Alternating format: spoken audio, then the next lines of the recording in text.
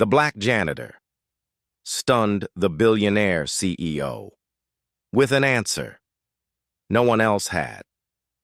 The boardroom was silent. The most powerful men in the building sat with their eyes fixed on the janitor in orange overalls. He wasn't supposed to be there. He wasn't supposed to touch the whiteboard. But with a straightforward answer, one stroke of the marker, he unraveled what a room full of billionaires, consultants, and engineers had failed to solve.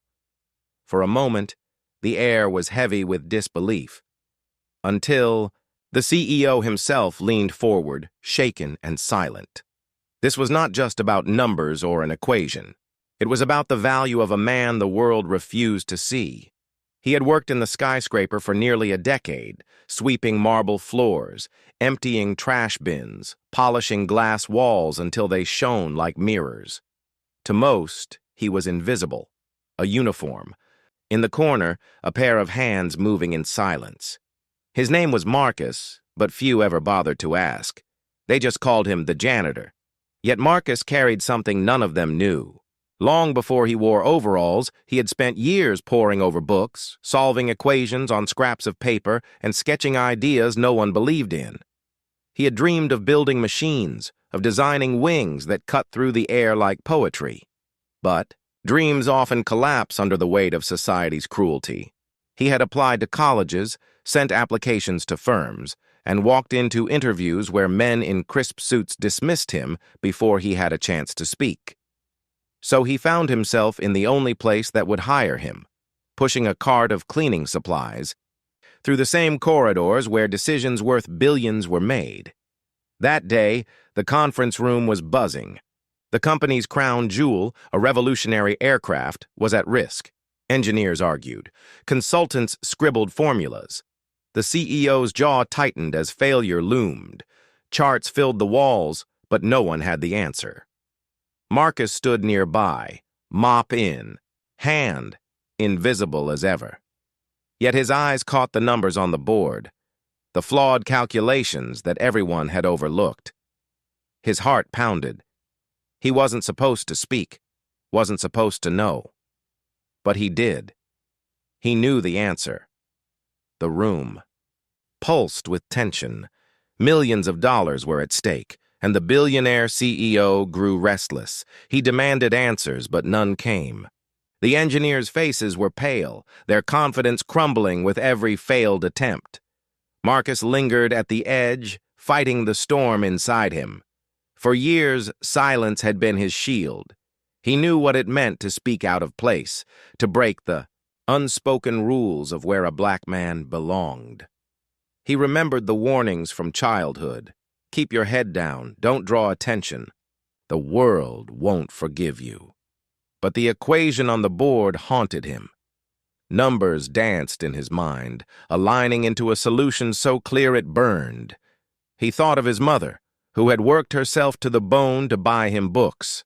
He thought of the professor who once told him, "Men like you don't last in science."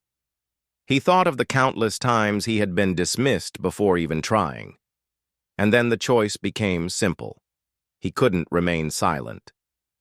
With trembling hands, he set aside his mop, walked toward the whiteboard, and picked up a marker. The room froze. Conversations cut short. The billionaire CEO narrowed his eyes, disbelief flashing across his face. Marcus began to write. His strokes were steady, deliberate, pulling hidden truths from the chaos of numbers. He adjusted variables, corrected errors, and rewrote entire sequences of calculations. Each mark seemed to echo against the glass walls, louder than any voice. At first, the executives scoffed. Some exchanged smirks. Others whispered, waiting for him to stumble.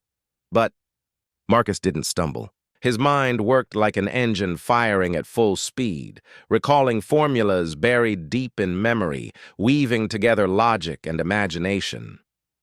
Minutes passed, and the room grew quieter. The smirks faded into uneasy silence.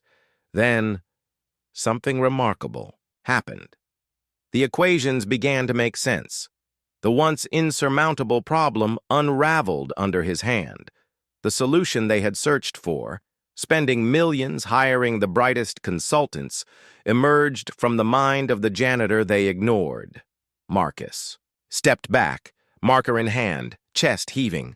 The board was filled with answers, all eyes locked on him. For the first time, they truly saw him, not as a janitor, but as a man of brilliance. The CEO rose from his chair, his face unreadable.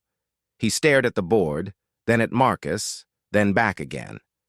The tension in the room felt unbearable, as if the entire skyscraper leaned in to hear what would happen next. Everyone expected ridicule, perhaps even punishment. After all, Marcus had broken the order of things. A janitor was not meant to outshine men with wealth and titles, but the silence broke not with anger, but with applause. One executive clapped hesitantly, then another, until the room erupted in thunderous approval. The sound echoed like a revolution. The CEO, usually a man of control, seemed shaken. For the first time, he looked at Marcus with something resembling humility. "How?" he whispered under his breath, more to himself than to anyone else. Marcus didn't answer. He didn't need to. The whiteboard spoke for him. At that moment, the roles shifted. The billionaire CEO, once the master of the room, stood humbled before the janitor who had solved what none of his empire could. The applause wasn't just for the solution, it was for the truth revealed. Genius has no uniform, brilliance has no race, and a title cannot erase dignity. When the meeting ended, Marcus quietly picked up his mop, ready to slip back into the shadows. But the room wouldn't allow it. Executives gathered around him, their voices eager, their faces lit with newfound respect.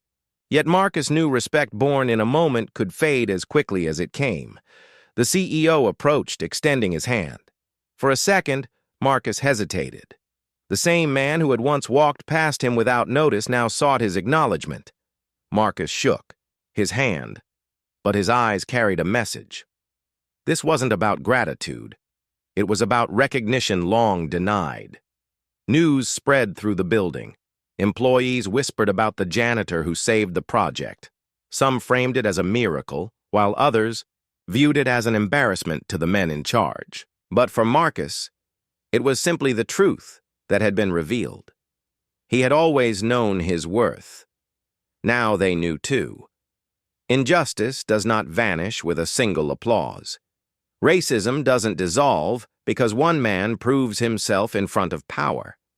But moments like this crack the facade, forcing the world to confront the blindness it chooses to uphold. Marcus returned to his work, sweeping the same halls. But now, every step carried weight. He was no longer invisible, not to them, and not to himself. And so the question lingers. How many Maruks walk among us, dismissed before they are seen? How many voices remain unheard, brilliance wasted because of the color of their skin or the uniform they wear? An equation did not just save the boardroom that day. It was saved by a truth the world must learn. Greatness can rise from anywhere, and when we fail to see it, the loss is ours.